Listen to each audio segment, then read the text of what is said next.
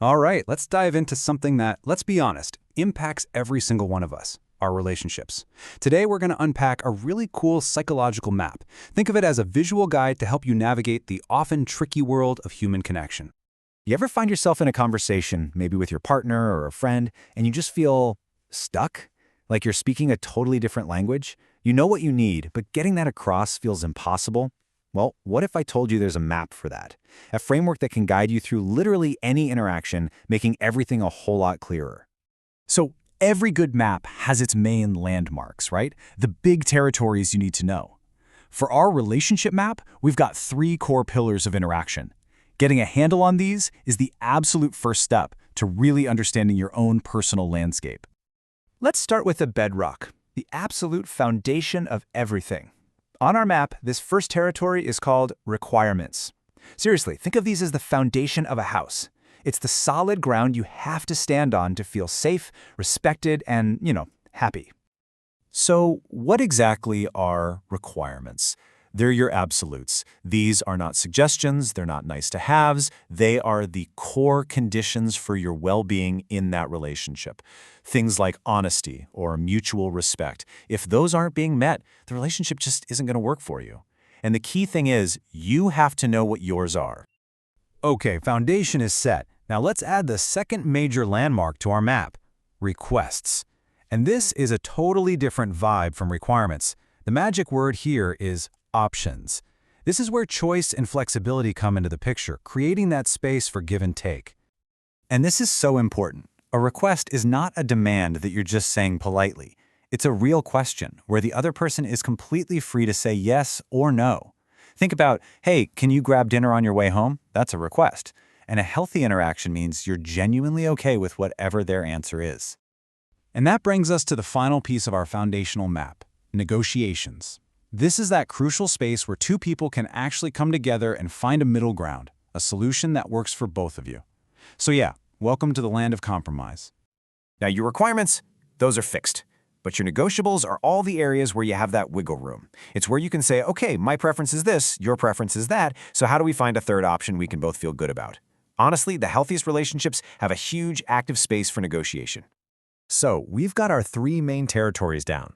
But just like any real map, there are tricky intersections, right?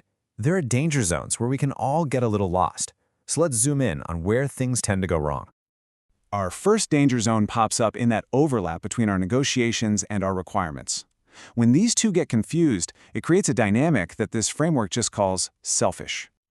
So what does this look like in real life? It's when you take something that really should be negotiable and you present it as an absolute requirement. Like saying, we have to go to my family's for the holidays, period. You're basically taking their choice away. It's a total my way or the highway move, and it just shuts down connection. Okay, the next trouble spot on the map is right there at the intersection of requirements and requests. And this mix-up creates a really biased dynamic where the whole conversation gets thrown off balance. This one can be kind of sneaky. You might think you're making requests, but you're actually treating them like they're non-negotiable requirements, and you're not really letting the other person have any say. It stops being a conversation and just becomes a monologue where you lay out your terms. It's fundamentally one-sided.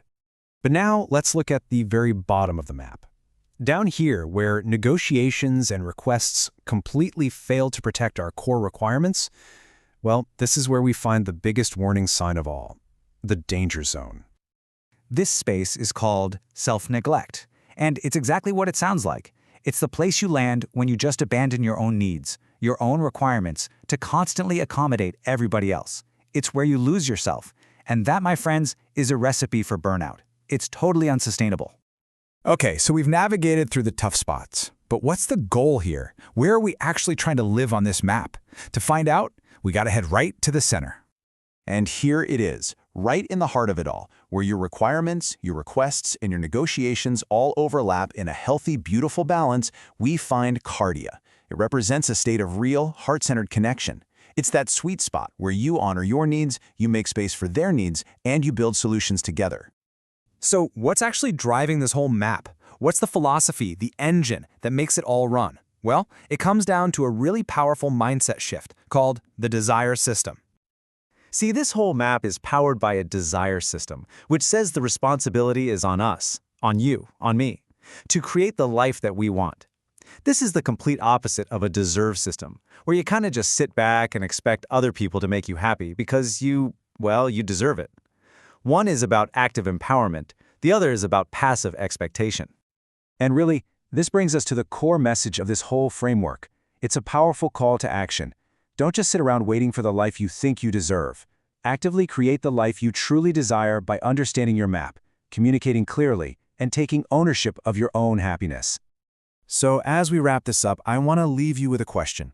Now that you have this map, with its requirements, its requests, its negotiations, with those danger zones of selfishness and self-neglect, and with that healthy center of cardia, I want you to ask yourself, where do you live most of the time?